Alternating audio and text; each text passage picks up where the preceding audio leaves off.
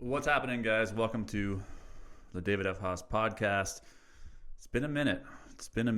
I took a little hiatus, and I've been busy opening up my resort, my retreat center called Lungo Vita Beach Retreat out in Harrow, Ontario. So I basically had to shut down my coaching and my social media for a bit because all of my time and attention had to go on to getting that place to where it needed to be. But recently I took a step back, took a little vacation because I've been going hard for a year and a half out there. And I started getting some clarity. And the big clarity that came from that step back that I took was that I shouldn't be, doing the things I was doing out there. I needed to focus on where my expertise is. And so in that clarity, it created a little bit more free time. And so my hope is to get back to posting more on socials and to get back primarily to the podcast. I really feel that this podcast can help a lot of people moving up the scale of consciousness, heading towards enlightenment, personal growth, spiritual development, whatever you want to call it, has been one of the most influential things in my life. And someone actually asked me, a former client of mine actually asked me recently, it's like, what would be the one thing that you would do differently if you were starting at 20 again? And I said I would devote all of my time and attention to spiritual growth and awareness, essentially. And the reason for that is because I recognize that the only limitation that I have on what it is I can achieve, accomplish, the levels of happiness, the levels of joy, abundance that I can experience are the limitations that I have created on my own, or my ego, my mind has created. And so the breaking down of those belief systems, the letting go of the survival patterns and the emotions tied to those survival patterns has what allowed me to live the life that I'm living. And I came from like the grips of apathy, the world was against me. I was the victim of the world and nothing ever went my way. And then by learning how to pull myself out of that with the help of others, I moved to this state of courage where everything completely transformed. My life went from force to flow. And when that started happening, people started asking me, well, what are you doing? Like, you went from this guy that was angry at the world to this guy that loved the world, and what changed? And it was because of this spiritual devotion to continue to expand the circle of what I know, essentially, is what it came down to.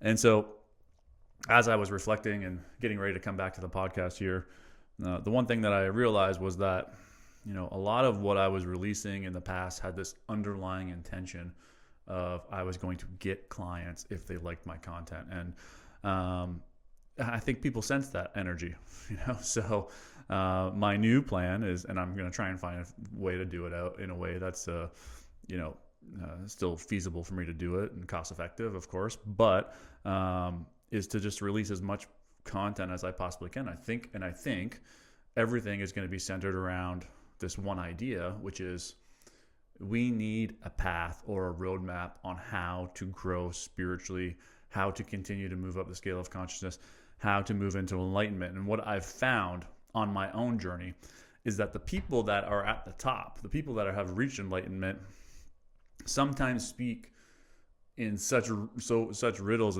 and like you have to decipher every single word they say. And like one of my mentors is Dr. David Haas. I've read every single one of his books. He was the closest thing that we've had recently to like a spiritual enlightened being. And sometimes I'll read a page of one of his books and I'll have to sit and ponder it for an entire day.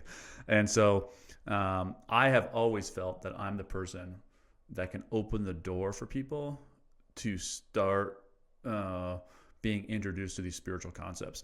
And so what I'm going to dedicate this podcast to and all my content to from this point forward is mapping out that path. And I'm also going to bring you along my journey as I try and move from, the level that I'm currently at to higher levels of consciousness and ultimately, hopefully, towards enlightenment. And I'm just going to document it all. And you guys can come along for the ride. I'm going to bring on amazing guests. We do all kinds of great things. But today, I wanted to give you guys 5 tips that I think would be the starting point when it comes to growing spiritually. And so these 5 tips are something you can put into place right away. I want to give you really actionable items throughout this podcast, so you can actually put this stuff into place. Is this not just going to be stuff you can hear and continue to consume content? This is about really actually putting these things into action. So where would I start if I was starting all over again? And I guess the first place I would start would be with knowledge. So we have to expand that circle of what we know. In the beginning, the way we expand that circle is through getting more information. Essentially, we need to get more information so that we can understand what's actually really going on. So I would just go to, obviously, Dr. David Hawkins. I would read the book Letting Go. I'd read the book Transcending the Scales of Consciousness.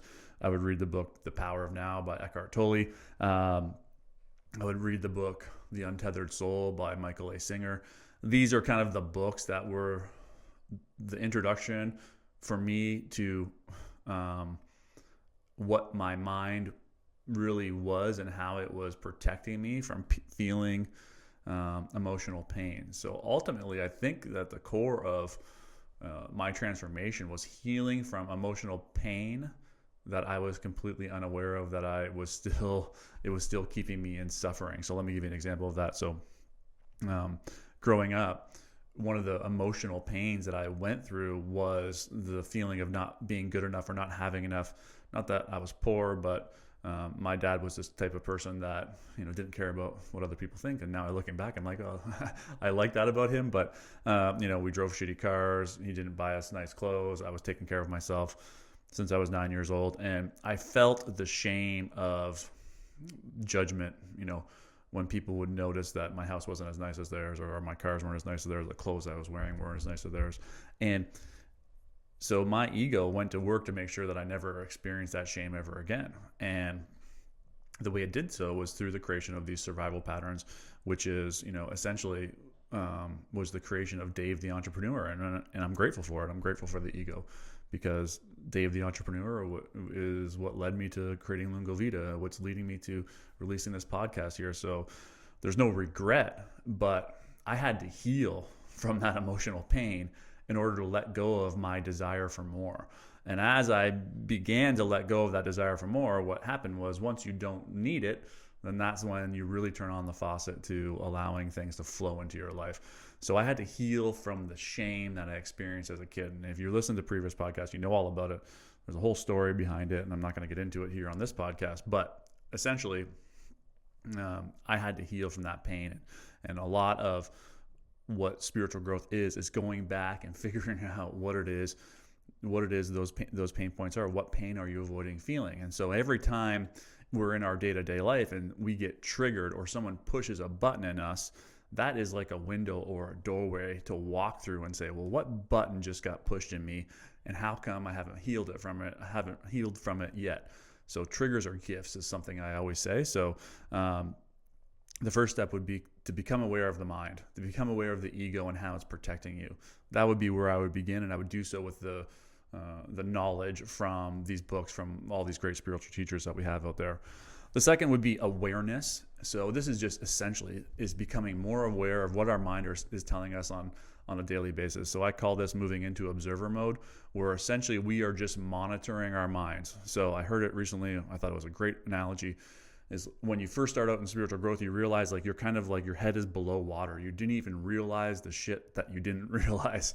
So then when you start to do some of this work, you get your head above water a little bit, and you can start to see why you're doing the things you're doing, why you're limiting yourselves in certain areas of life, why you continue to have failed relationships. You start to see all of that, and you start doing a little bit of work on it. But then what happens is, you may heal from a few of those things, and then you slip back below the water. So we kind of, in spiritual growth, we're kind of in this constant battle of getting our head above water, which would be above the noise of our thoughts, and then slipping back into the ego processes. Okay, so learning how to get our head above water starts with the idea of awareness. So we want to create space and time throughout our day to just listen to our thoughts. Just listen to what the mind is telling us on a regular basis. And as you begin to listen to those thoughts, you're going to start to notice that the mind is very neurotic, meaning it will continue to tell you the same thing over and over again. It might tell you the same thing 10,000 times a day.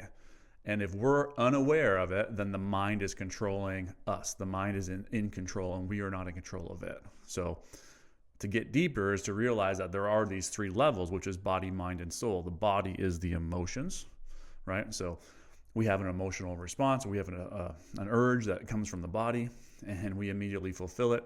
That's the body having power over the mind. When we can consciously say, no, I'm not going to eat that donut, right? That's when the mind begins to have power over the body. We have a little bit of a more awareness. But there's a stage that is even more powerful, which is having power over our mind, and that is the soul or consciousness. And so when we start to realize that we can observe our thoughts, this is a major step, because now the mind is no longer running the entire show, or the ego, we could call it. We begin to take a look. And once you start looking at something, it begins to change. It's called the observer effect, right? So as soon as you begin looking at your thoughts, naturally, they are going to change. And as you start looking at your thoughts, you're going to start noticing some patterns. So I like to group my thoughts into boxes. Are they in the past? Are they in the future?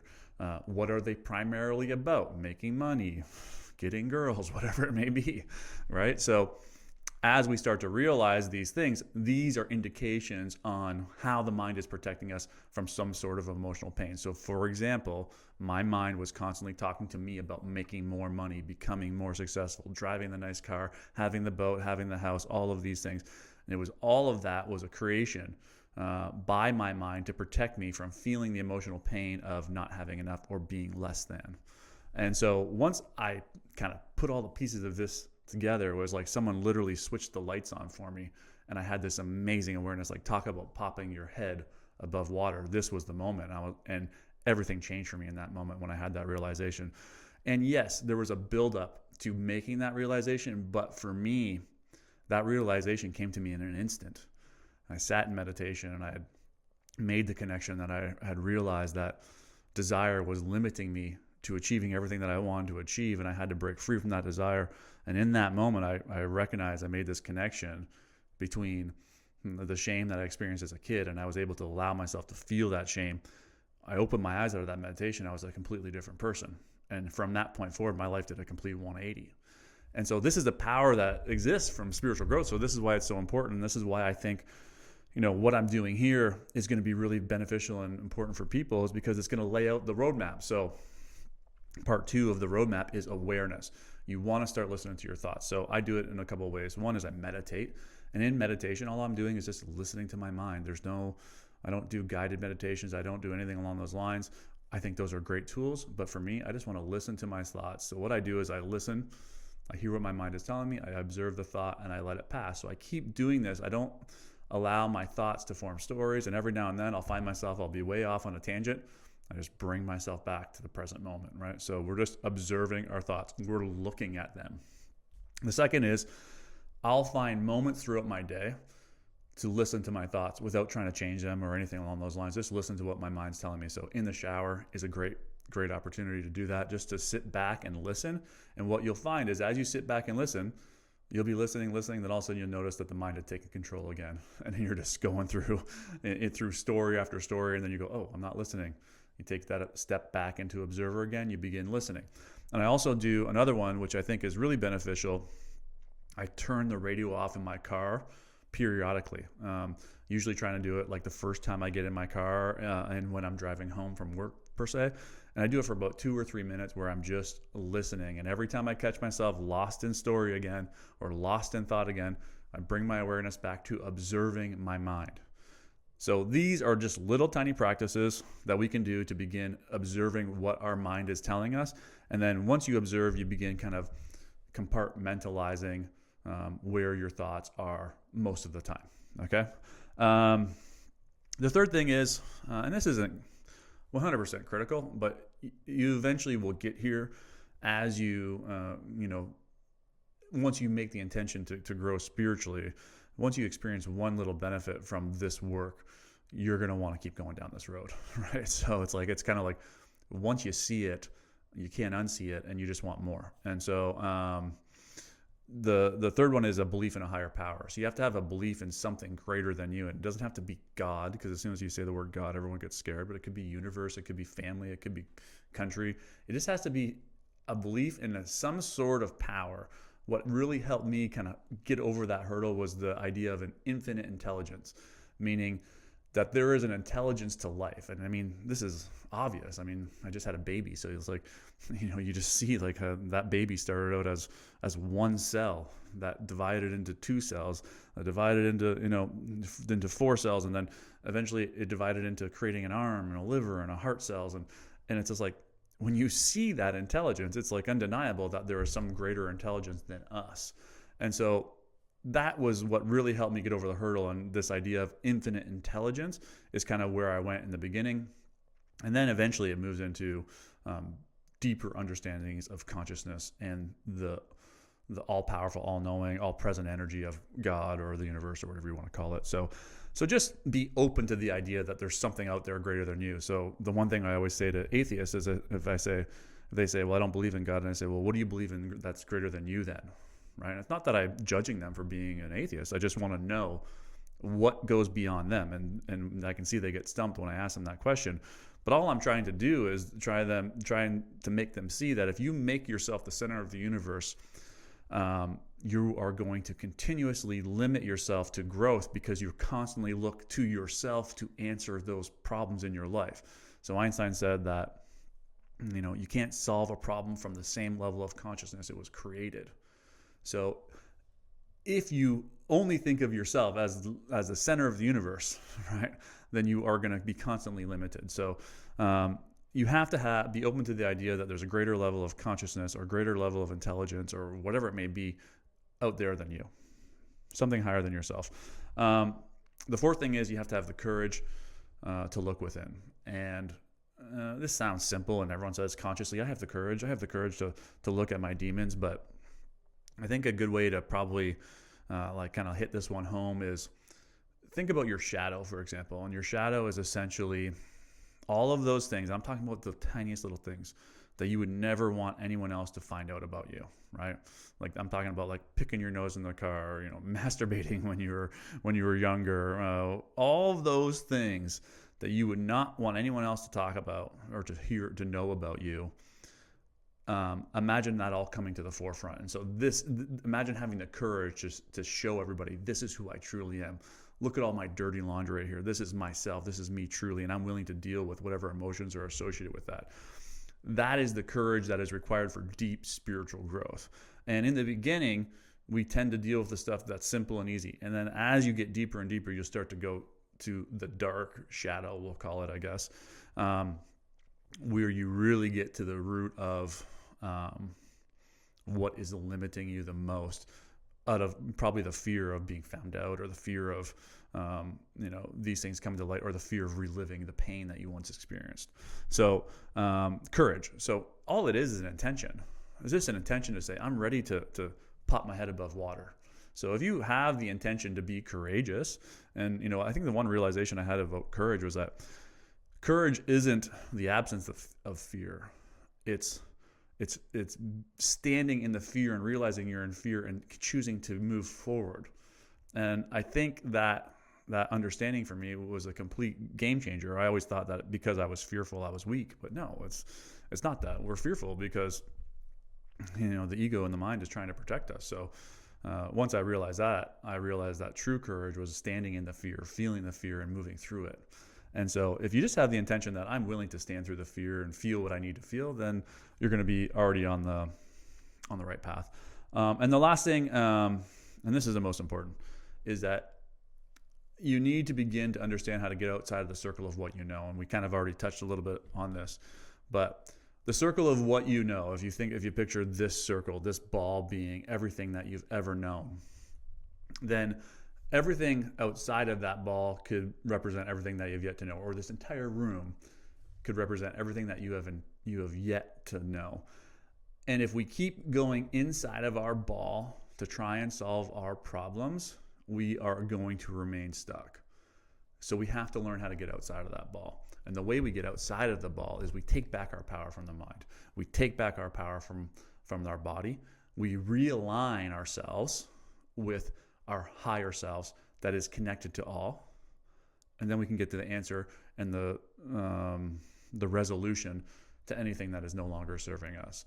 And I guess what this comes down to is to recognize that you don't know jack shit, right? And if you can move into learning and growth with this idea that there is so much more to know, like, if you look at on a scale of 1 to 100 of what I know about spiritual growth, it's about 1%, right? And so it's probably way lower than that even, actually, but so we need to move into all growth, and actually in every area of life we need to be moving forward with humility and recognizing that we don't know anything and we are just open to learning so much more. If you do these 5 things, this is the beginning to, or this is the path to enlightenment. This is the path to breaking free from everything that's limiting you. This is the path to experiencing happiness, joy, abundance every moment of the day. I live in a constant state of gratitude. I have never been more grateful than I am in this moment right now.